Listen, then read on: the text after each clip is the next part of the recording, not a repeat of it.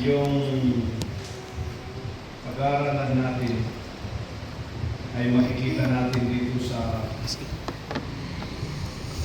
Book of Joel, chapter 2. Kung meron kayo, buksan niyo dyan sa Book of Joel.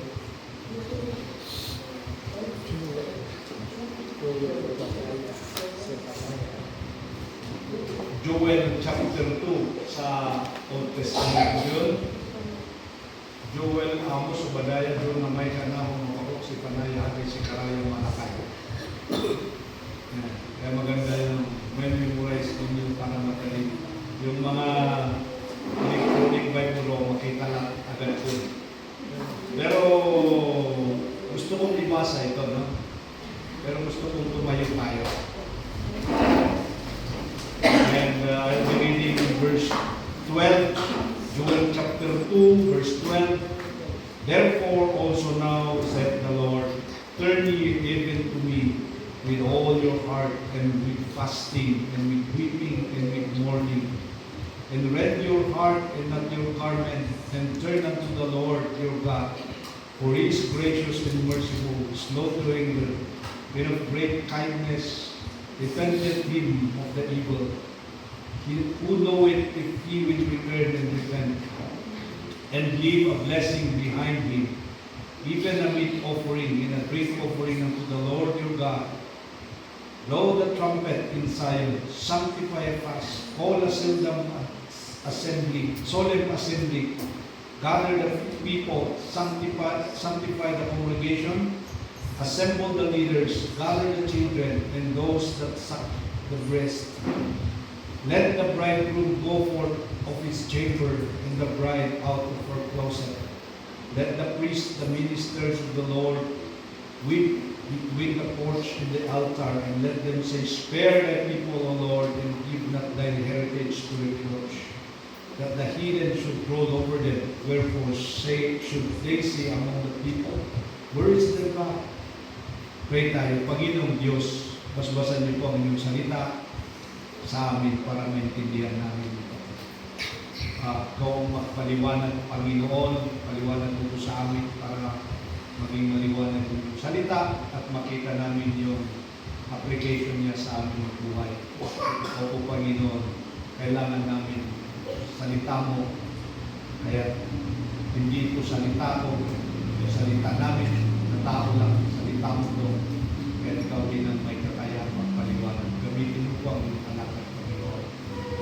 Ito po ang aming galangin at kung may makita kang hindrance, sagabal sa panalangin ng tanggalin mo po, Panginoon, dahil kami po'y nagpapakundawa ng umibig niya. Ito po ang aming dalangin sa pangalan ni Jesus. Amen. Sige, ulit tayo lahat. Ang message natin ay sigaw para bumalik sa Panginoon. There's a call for the people of God to return. Yeah. Tawag ito na bumalik, magsibalikan. Dito sa background, historical background, ng binasa natin na Joel, Book of Joel, ay malamang na siya ay prophet noong panahon ni Joash. Yung time na yon,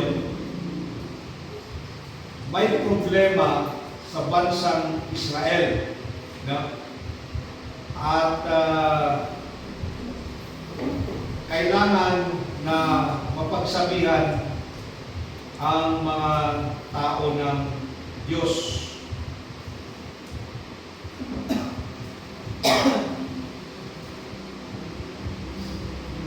Ang problema nila ay, alam niyo yung sa chapter 1, alam niyo yung salitang locust, yung dudun, dudun, locust, grasshopper, parang gano'n. Yung pamilya niya, grasshopper. Ito ay nasabi na grabe doon pala no, pati sa Egypt eh. Nalala ko yun.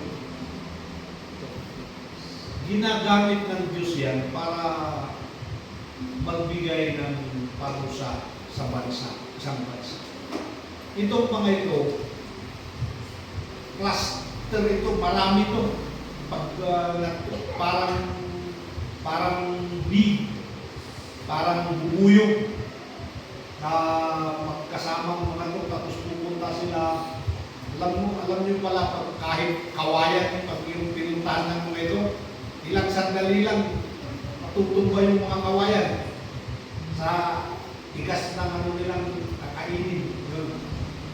Ang problema ng Israelites, itong mga insekto na ito, sinira niya lahat ang kanilang mga agricultural system, lahat ng pananim, lahat ng pamamaraan nilang magtanim sa pagkain, sinira nitong locust.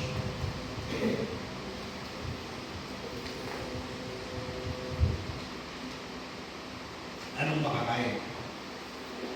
Ganun. Wala nang grapes, sira na ang taniman, fig trees, food supplies, na-collapse na. So nagkaroon ng economic problem, famine, wala nang apektado yung offering sa temple. Kung isipin ng mga tao siguro noon, bakit hinayaan mo ito, Panginoon? Tuloy, apektado yung pag-offering namin. Alam niyo kung minsan, dito sa pangyayaring ito, kung iniisip ko, nawalan sila lahat. Apektado yung tao, yung pangangailangan niya, at apektado ang kanilang resources, apektado ang kanilang functions. Hindi na-excuse pati yung kanilang paglilingkod sa Diyos. Apektado. Minsan sabi natin, hindi kasi mahal tayo ng Diyos. Hindi tayo mapektuhan niya kasi pag di tayo makain, hindi na tayo makapaglilingkod. Wala na, mahirap na tayo. Yeah. Pero dito sa case ng mga Israelites doon, talagang nagkaroon ng disaster.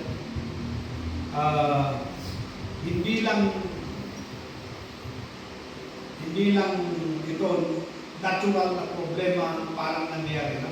Parang akala nila siguro panahon ng locust ngayon, panahon ng insekto na ito, kaya ito ang problema yung dulot niya. Pero ang hindi nila malamang alam ay meron pala itong ibig sabihin. Ito pala ay isang babala ng Diyos sa kanila noong panahon ni Prophet Joel. Naging wake-up call mula sa Diyos para sa mga tao na sila ay dapat magising. Alam nyo, itong narinig ko yung news, yung foreign news yun.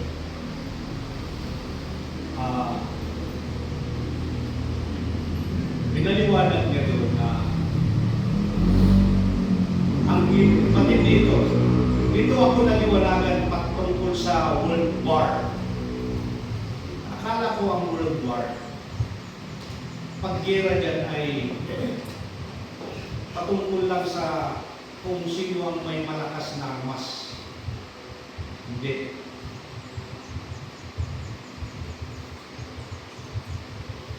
Ang ginagawa ng Iran ay pinapatagal yung gera. Ang Amerika, alam niya na ganyan. Ang style nila pinapatagal. ang giyera, hindi lang usapan sa missiles, eroplano, meron na kundi budget din, pera. Kaya ang ginawa pala nitong Iran, in-stage na ang mga oil. Sinara niya yung Strait of Hormuz. Kaya itong si Trump tuloy nagtatawag ng mga katulungan niya na alyansya ng bansa para padala nilang mga barko nila. Ewan ko kung fake news yung isang news na lumabas doon, pero kung ano man yun, hindi ko na kinonect doon sa talagang news na pinapakinggan mo. Narinig ko, ay nakita ko doon na yung Japan daw, saka UK ay hindi sumuporta, hindi nagpadala ng barko. Ang nagpadala ng barko ay South Korea, dahil 90% ang langis nila manggagaling dyan, dadaan sa Strait of Hormuz at France. Ngayon, sabi ni Trump na kahit hindi niyo ako tulungan, nabasa ko naman yan sa statement niya yan, pinagkukonect ko lang, kahit hindi niyo ako tulungan, kayang-kaya ng Amerika. Meron kaming sariling supply na langis. Kung tingnan mo, parang ang Amerika parang tumutulong talaga sa mga ibang bansa. Parang siya ang big brother na nagpapatabayan. Ang problema natin dito ay gaya ng Israel na pinakamalakas na kasama ng US na silang bumubomba, gumagamit ng mamahalin na gamit na parang may natulugan ang Iran na ang Israel ay medyo nagkakaproblema na sila ng mga gamit nilang anti-missiles.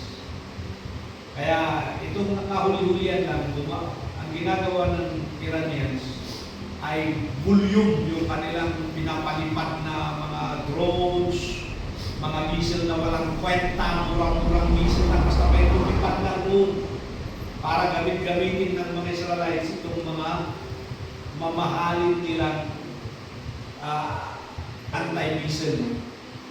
Ang problema nga ay parang katumbas lang daw doon sa news na yan, maganda rin paliwanag. Ang katumbas, ang ginagamit ng Iran, gumagasto sila ng parang 20,000, tapos ang katumbas ng missile na pumapatay doon sa 20,000 ay nagkakahalaga ng milyon. So parang gusto nilang i-drain ang pera din, ganyan, ng US at Israel. Ito ang matindi pa. Nung hinustage ng Iran ang crudo, sabi niya, pwede kaming magbenta sa inyo kung ang gagamitin niyo ay pera China, yuan. Yan ang pinaka-backup kasi ng Iranian yuan ng yung China.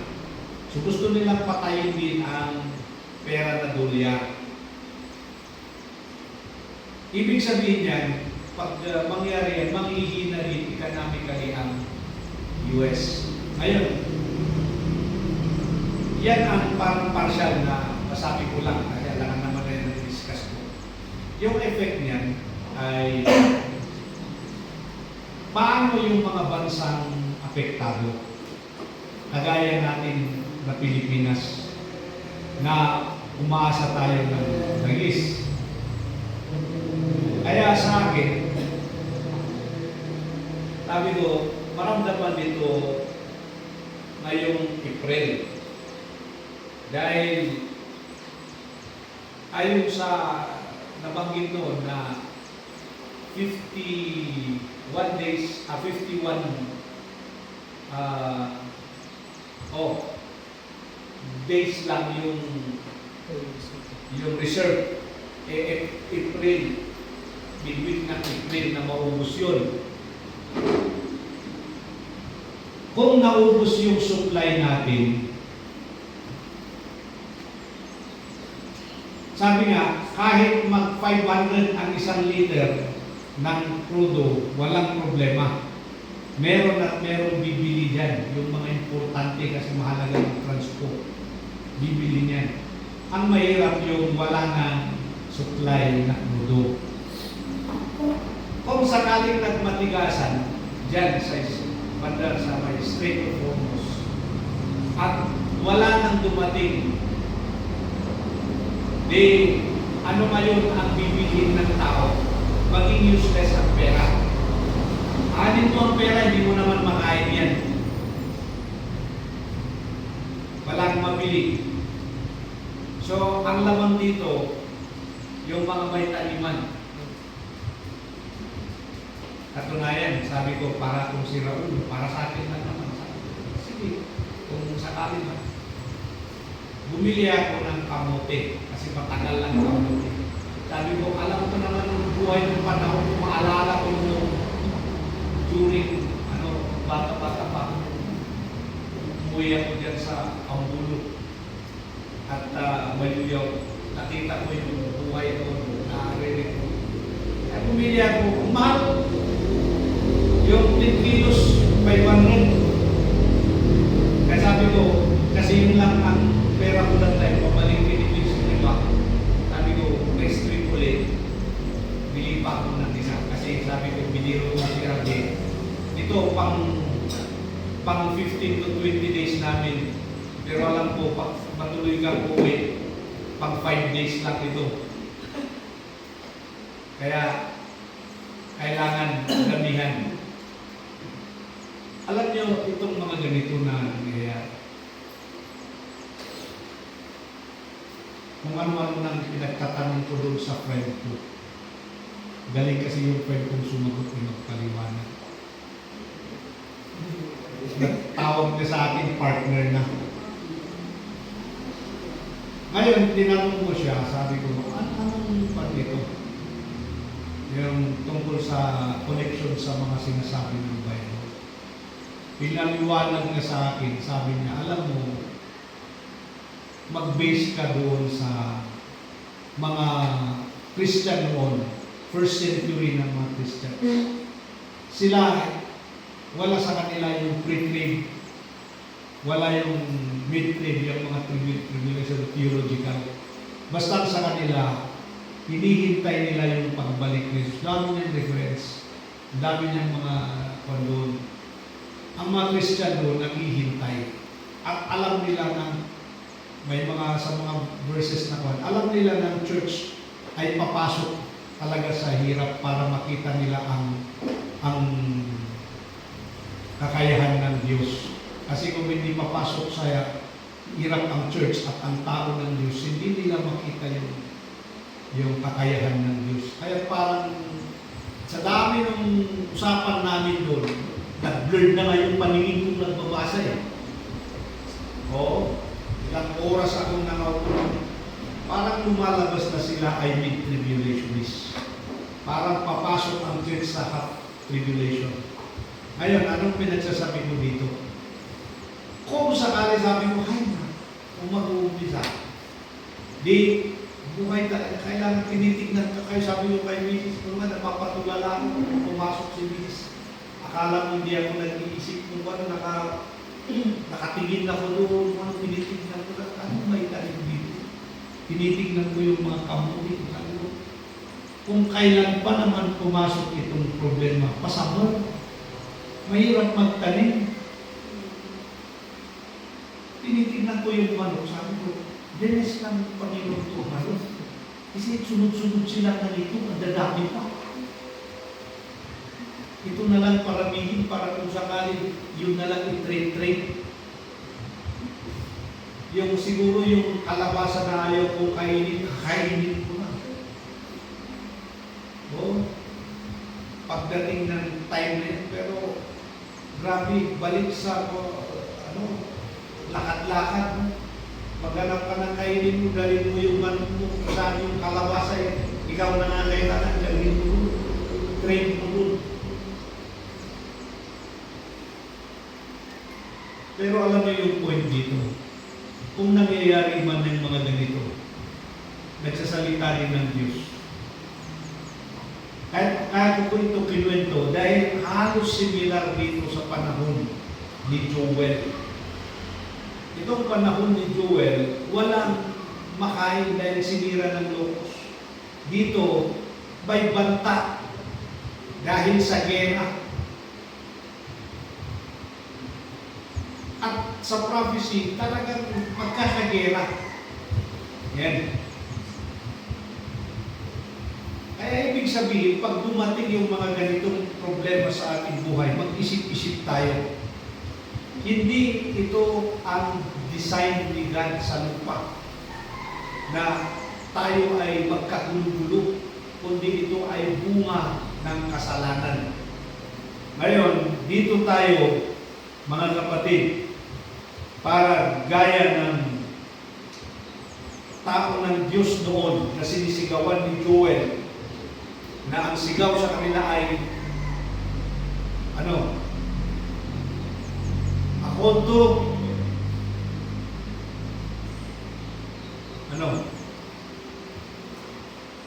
nung napag-aralan natin nung lasat, bumangon na kayo, tumayo na kayo, gumalaw na kayo. Kasi pag hindi kayo bumangon, tumayo at gumalaw, umalis kayo dyan sa kinalalagyan nyo na nakatulog, walang ginagawa, kayo ay maghihirap.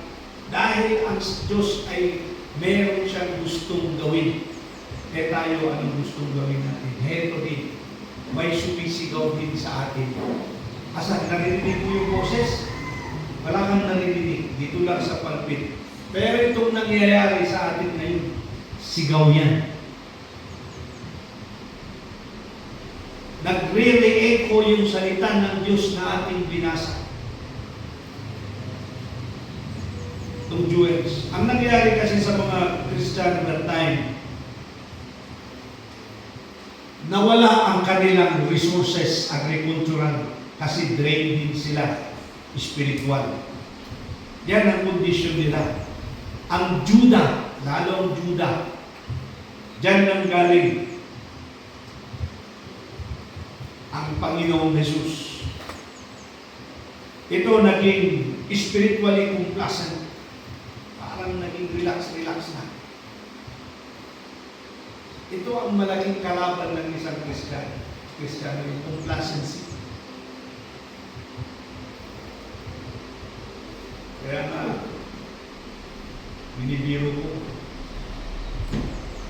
kanina.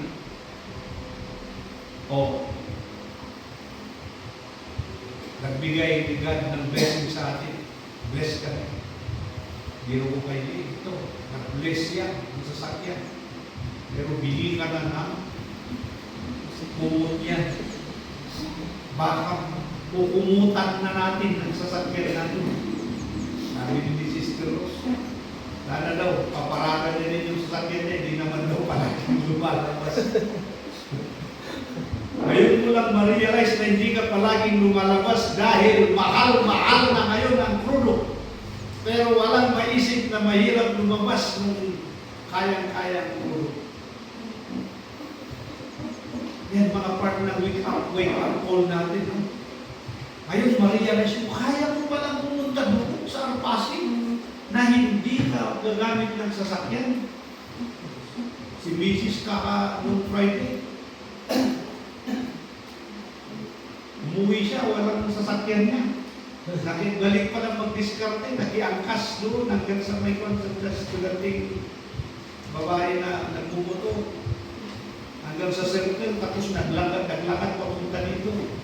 Sabi niya, 40 minutes pa lang na kami. Kasi may dala akong computer, tapos bagay. Sabi ko, oo. Ngayon, yung consequence ng itong kasalanan ng tao na gera, papagandahin pa natin Sabi na, maglakad tayo para exercise. Rason talaga na exercise. Noong murang-mura, hindi mo exercise yan. Yabang-yabang mo magpamani-mani ko dyan na pinapakita mo. Ako ba sila ko, wala naglalakad.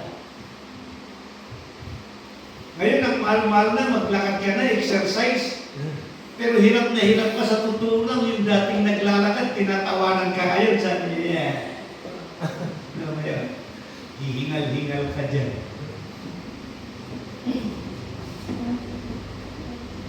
Alam nyo kasi sa atin, mga Christians, yan ang problema mo. Pag tayo ay nagkaroon ng nakakalimutan natin yung mga bagay-bagay na hindi natin makita yung mga akala natin wala yan. Ngayon na may problema na ma-appreciate natin yung mga hindi natin ma-appreciate.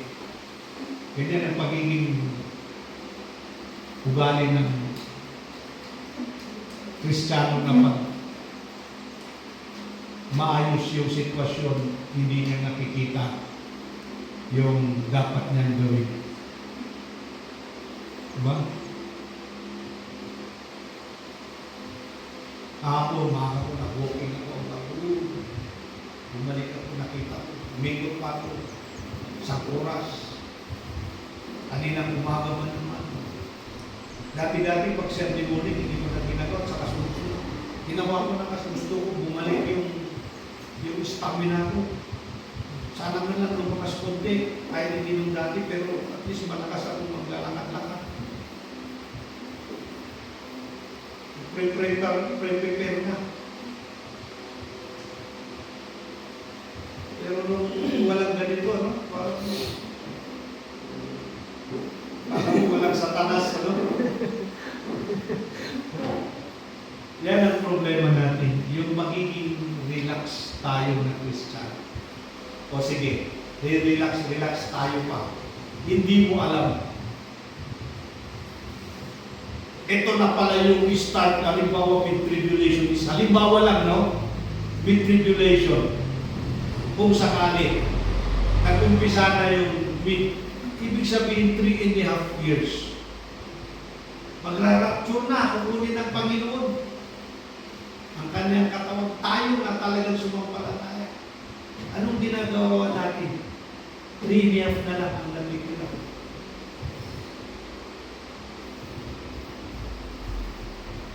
Saan natin yun? Prepare ka pa? Babagsakan lang ng bomba yan. Pala. Dahil sa darating na gera, naisip ko, sabi ko siguro pinaka-safe ang kinalalagyan. Alam niyo kung bakit? Tinitignan ko nga, doon sa explanation ng mga nuclear war. Sabi ko, ako ang dito, advantage. Dahil mayroon yan yung dyan sa baba. Mayroon akong parang paksul dyan na well covered siya. Mahirap i-penetrate yan ng radiation. Kasi ilang mga semento, pader ang ano dyan. Wala na dito, walang masukan.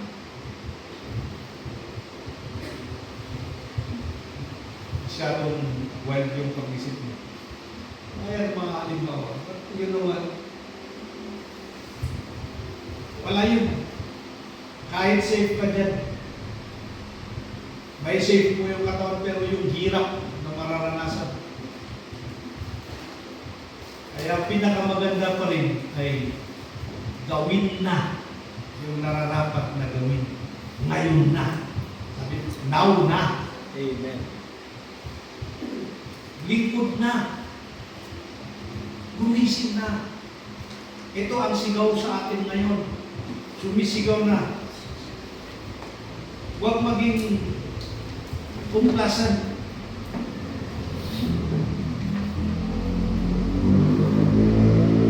Sabi ko kay Gerald, tanong ko kay Mrs. Kasi siya, meron siyang mga bigas na magaganda. Siyang nagsusupply sa akin ng mga dati ng malalambot na bigas. Double diamond na original. Ang malungin mo nga kung magbebenta siya ng bigas. Sabi ni Dina, hindi ko magbebenta kasi mahal na ngayon masyado. Kaya sabi niya, sabihin niyo kung kailan kayo pupunta dito. Punta ako pero tingnan ko nga kung ano ang inimbak niya doon. Baka hindi niya na binenta lahat. Mag-iimbak din. Pati sa bakan, nagtawag na ako doon. Imbak na daw, huwag nagbenta mo na lahat. Observe nyo yung 4 months. Palay nyo na lang.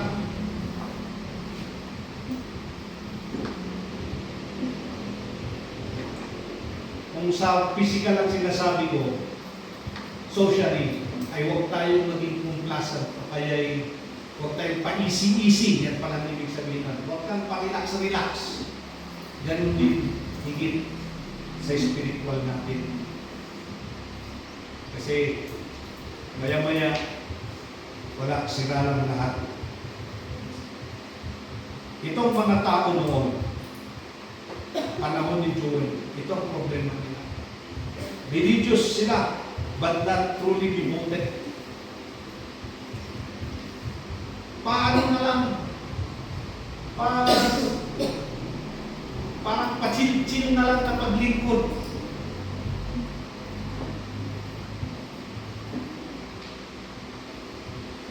Pachil-chil lang, akala mo ano, nilipas din ito. Ano, sigurado ka.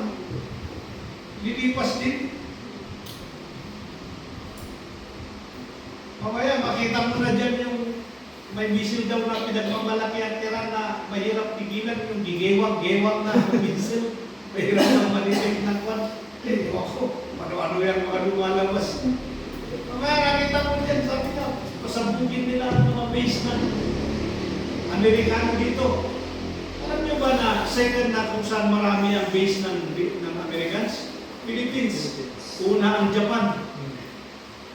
14 sa Japan, 10 sa atin. Alam mo yung sa gira kung saan yung gamit, yun ang binubumba. Pero mamaya, kita ko. Binanggit yung mga safe na tirahan dito sa Philippines. Nakita niyo yun? Mountain Province ang isa. Yun, ano sa atin? Safe na lugar. Oo, kasi maganda doon, may taniman. Dito sabi ko, tayo problema natin, tubig. Sino magdidiligo? Sabi ni Miss, di ba nakita mo may tubig dyan sa balakbang?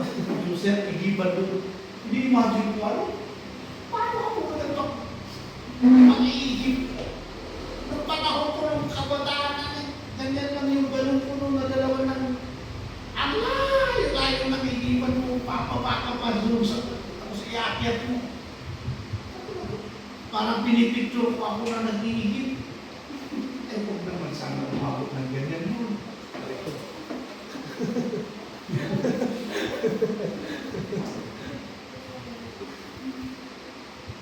Buhay dito yung mga doon sa Cordillera, Mountain Province lang, maraming tubig doon, mga falls na pa. Yung hindi na mainom siguro. Pwede na doon kasi painit mo lang. Dito na, isang pakukuha.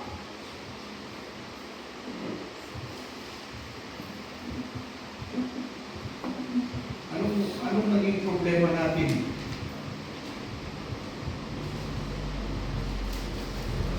Parililigus na lang tayo. Pasimba-simba na lang. Ganon.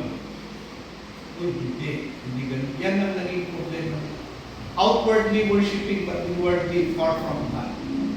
Ito ang mga problema ng Kristiyano. Sa labas,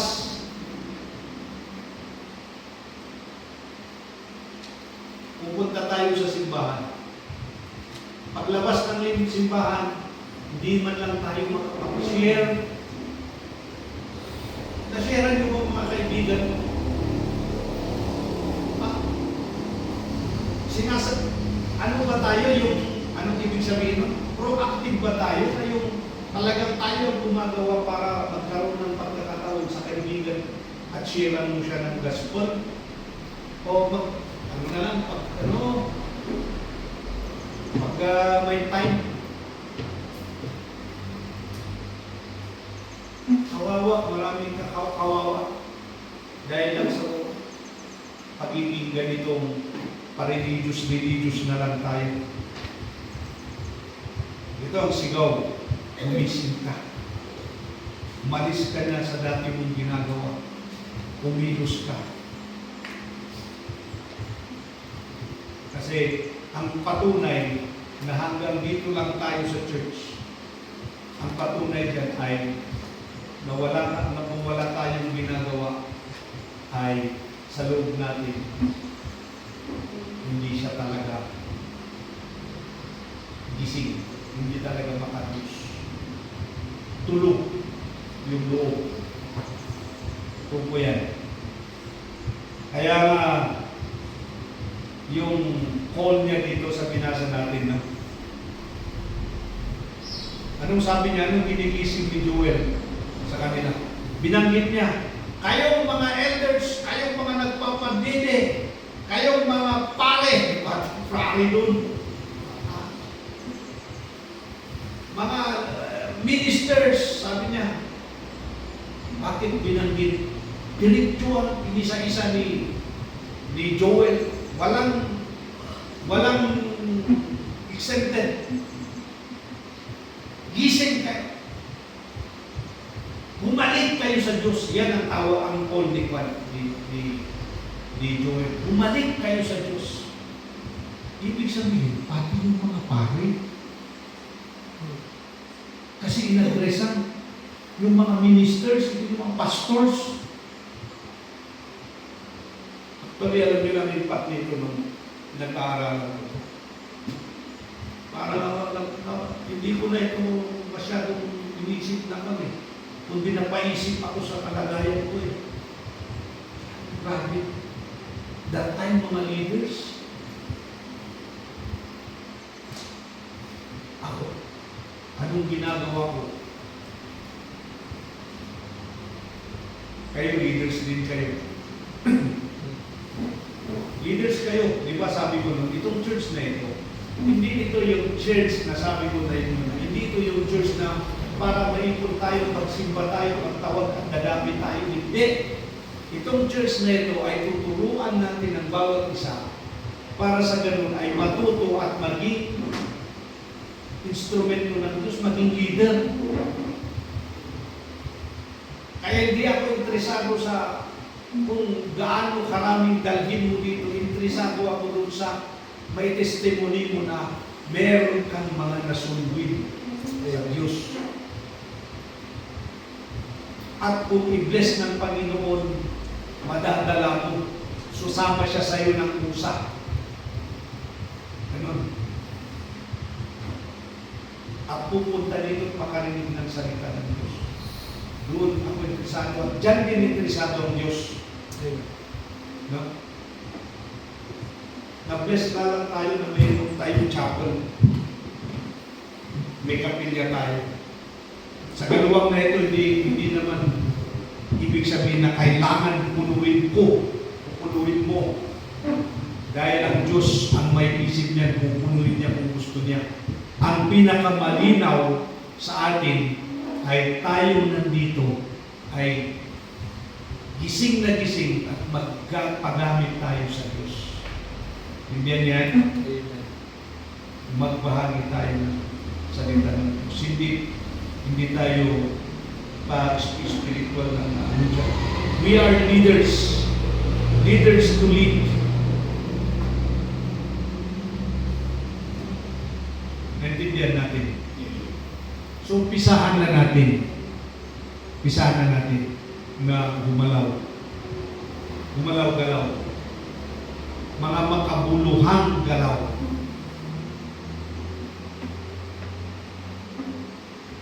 Sabi ko, kahapon, linalo ko na talaga. Tapos sabi niya, sinabayan naman ni Mrs. Sabi niya, ano na lang, Hindi na kami sasama sa gawin.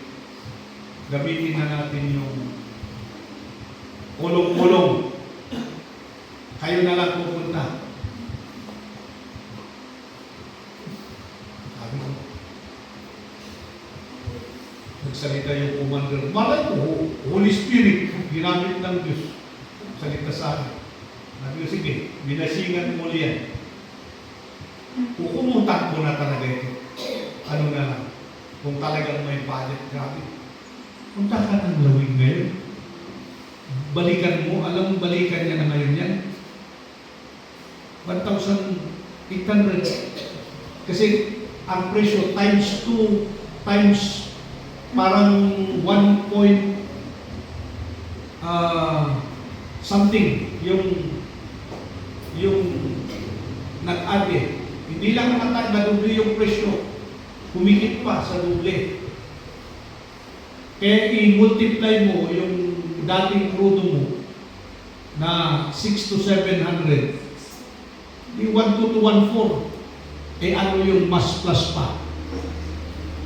Buti na lang pagpunta ko kung sinabi ko kay Brother Jay. Ana, kulong-kulong na tayo bukas. Sabi ni Jay, tumawa na dyan. Yan o. Nakita ko yun. Sabi ko, oo, tamang-tamang. Buti ito pa. Mas matipid talaga yan. Mas maliit na makina. At least kukudo siguro ito ng 1,000 balikan.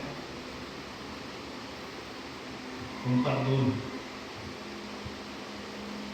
Kaya,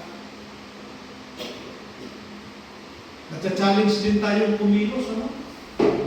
Gusto mo pero may sagaban. Pero depende na sa faith mo doon.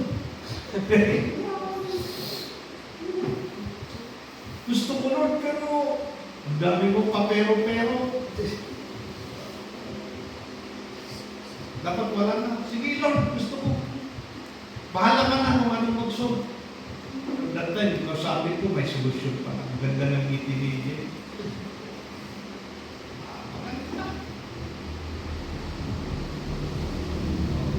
I-blow out pa ni Shane doon, siguro na naman.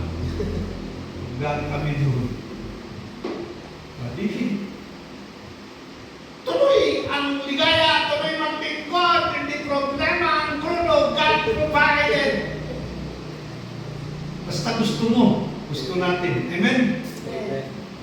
Kaya kumilos tayo. Ito ang sigaw sa atin. Marami tayong i-discuss, pero introduction pa lang to, background, wala pa yung points. Na?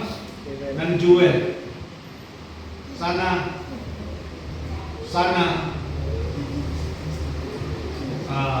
mag-isip-isip tayo.